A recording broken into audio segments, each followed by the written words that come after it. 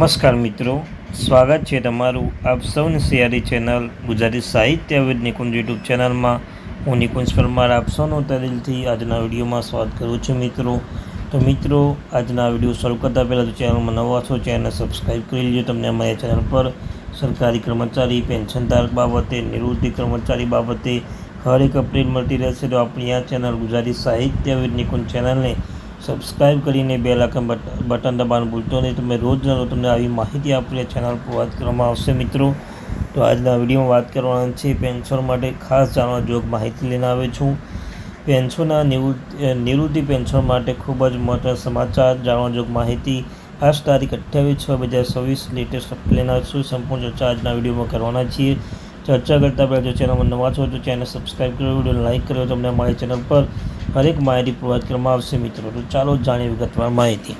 તો મિત્રો, સૌપ્રથમ તમે જાણો છો મિત્રો, આઠમો પગાર પંચ. આઠમો પગાર પંચના ભલામણો મુજબ હજુ સુધી જાહેર કરવામાં આવી નથી. ઘણા લાંબા સમય સુધી રાહ જોઈ રહ્યા હતા સરકારી કર્મચારી પેન્શનધાર મિત્રો. હજુ સુધી આઠમો પગાર પંચ અંતર્ગત કોઈ વિશેષ માહિતી પ્રાપ્ત થઈ નથી.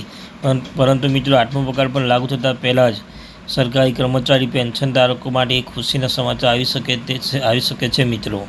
તમે જાણો છો, ગુજરાત રાજ્ય સરકાર મહિનામાં એટલે કે વર્ષમાં 2 વાર 1 જાન્યુઆરી અને 1 જુલાઈની આસપાસ પૂરા ડીએમ વધારો કરે છે. તો મિત્રો, આઠમો પગાર પંચ લાગુ થતાં પહેલાં 7મો પગાર પંચ હેઠળ ડીએ વધારો થવાની શક્યતા છે મિત્રો. તમે જાણો છો, જાન્યુઆરી મહિનામાં ડીએ 2% વધારો કરવામાં આવ્યો છે.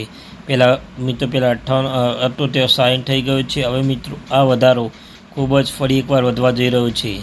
કારણ કે મિત્રો, એસીપીઆઈ ડેટા આધારે જે ખાદ્ય પદાર્થો કહી શકાય તેના આધારે જે ડીએ વધારો થાય છે. તો મિત્રો, હાલની પરિસ્થિતિ જોતાં ખાદ્ય પદાર્થો હોય કે એસીપીઆઈ ડેટા ઇન્ડેક્સ હોય, એ તમામની પરિસ્થિતિ અનુરૂપ જોતાં આ વખતે ફરી એકવાર ડીએમાં 2 થી 3% વધારો જોવા મળી શકે છે મિત્રો.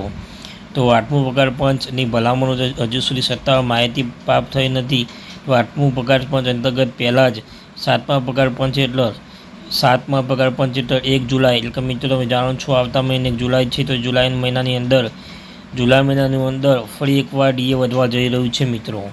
બીજી બાબત એ છે કે તમે જાણો છો, તમે હર મહિને 1લી તારીખે પેન્શન જમા થાય છે. તો આપણી આ ચેનલ ગુજરાતી સાહિત્ય વિદ નિકુંજ ચેનલ પર હર મહિનાની છેલ્લી તારીખે તમને વિડીયો બનાવીને જાણ કરવામાં આવશે કે તમારે તે મહિને પેન્શન કેટલું જમા થશે. તો આપણે આ બાબતે ધ્યાન રાખવું જોઈએ મિત્રો. આપણી ચેનલ સબસ્ક્રાઈબ કરી લેજો. તમે એડવાન્સમાં તમને ખ્યાલ આવી જશે કે જૂન મહિનાનું પેન્શન કેટલું જમા થશે મિત્રો. આ બાબત હતી. બીજી બાબત તમે જાણો છો મિત્રો, બીજી બાબત છે 18 મહિનાનો ડી એરિયસ. મિત્રો, 18 મહિનાનો ડી એરિયસ કોરોના સમયગાળા દરમિયાન હજુ સુધી સરકારશ્રી દ્વારા રોકી રાખવામાં આવ્યું છે.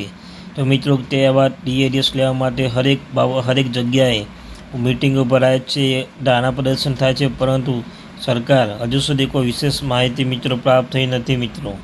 તો સંપૂર્ણ ચર્ચા કરવાની છે. વિડીયો અંત સુધી બનાવી રહેજો મિત્રો. તો મિત્રો, તમને કહ્યું તેમ 18 મહિનાના ડી એરિયસ અંતર્ગત પણ હજુ સુધી કોઈ સરકાર સત્તાવાર માહિતી જાહેર કરી નથી. તો મિત્રો, આ વખતે જે 2026ના એન્ડ સુધીમાં કઈ માહિતી ડી એરિયસ અંતર્ગત આવે તેવી શક્યતાઓ લાગી રહી છે. સાથે સાથે મહત્તમ મુદ્દે જોવા મળી રહ્યું છે કે આઠમો પગાર પંચ ક્યારે લાગુ થશે, ભલામણો ક્યારે જાહેર કરવામાં આવશે, તમામ બાબતો મિત્રો હજુ સુધી મુખ્યમંત્રી ભૂપેન્દ્ર પટેલ સરકાર દ્વારા કોઈ વિશેષ માહિતી આપવામાં આવી નથી. તો આપણે આશા રાખીએ છીએ કે આ વર્ષમાં અંતર્ગત જ એક અગત્યની માહિતી પ્રાપ્ત થાય અને ડીએ અંતર્ગત જુલાઈ મહિનામાં વધારો કરવામાં આવે. 2 થી 3% વધારો થવાની શક્યતા જોવા મળી રહી છે. જેવી કોઈ અપડેટ આવશે તેવી અપડેટ આપણી ચેનલ પર પ્રોવાઈડ કરવામાં આવશે. તો આપણી આ ચેનલને સબસ્ક્રાઈબ કરી લેજો. તમારા માટે ખૂબ જ ઉપયોગી સાબિત થશે મિત્રો આ ચેનલ. તો ચેનલ સબસ્ક્રાઈબ કરી લેજો અને ચેનલ પસંદ આવે એક વિડીયો પસંદ આવે વિડીયોને લાઇક કરી ચેનલ સબસ્ક્રાઈબ કરી લેજો.